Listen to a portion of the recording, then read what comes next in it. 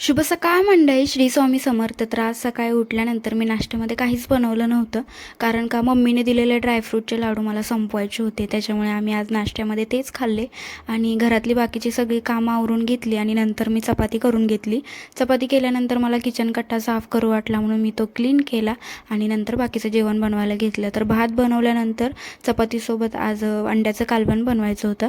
त्याच्यामुळे कांदा, लसूण आणि खोबरं थोडंसं भाजून आणि बारीक करून घेतलं. थोडा कांदा जेवणासोबत खायला ठेवला आणि कालवण बनवून घेतलं. तर अंडी घरात नव्हती, त्याच्यामुळे साहेब येताना आणणार होते आणि साहेबांनी अंडी आणून दिल्यानंतर अंडी शिजायला टाकली आणि ब्रेड होते घरामध्ये, त्याच्यामुळे ब्रेड ऑमलेट बनवलं, जे की मला आवडतं. त्याच्यामुळे मग मी ते खाल्लं आणि साहेबांनी कालवण आणि चपाती खाल्ली. तर आज कपडे धुतली नव्हती सकाळी, कारण का हा जो शर्ट आहे हा साहेब मिरवणुकीत घालून गेलते, त्याच्यामुळे तो भिजत घातलेला. म्हटलं भिजू घातल्यावर तरी निघेल, पण तसं काही झालं नाही.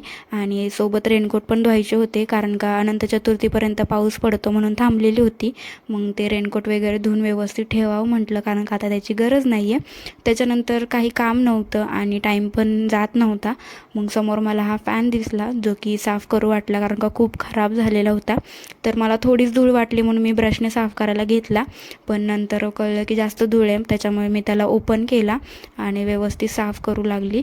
आणि साहेबांनी यायला पण असा टाईम होता खूप, त्याच्यामुळे बसून काय करणार म्हणून हा फॅन साफ केला. आणि असं पण आता फॅनची गरज लागत नाही, कारण का आता थंडी चालू होईल म्हणून म्हटलं साफ करून व्यवस्थित ठेवावा. त्याला मस्त चकाचक केला. आणि आज संध्याकाळच्या जेवणामध्ये बिर्याणी होती, जी की सकाळी साहेबांनी सांगितलेले संध्याकाळी बिर्याणी खायचे. त्याच्यामुळे आजच्या पुरतं एवढंच. असेच व्हिडिओ घेऊन भेटू नंतर. बाय.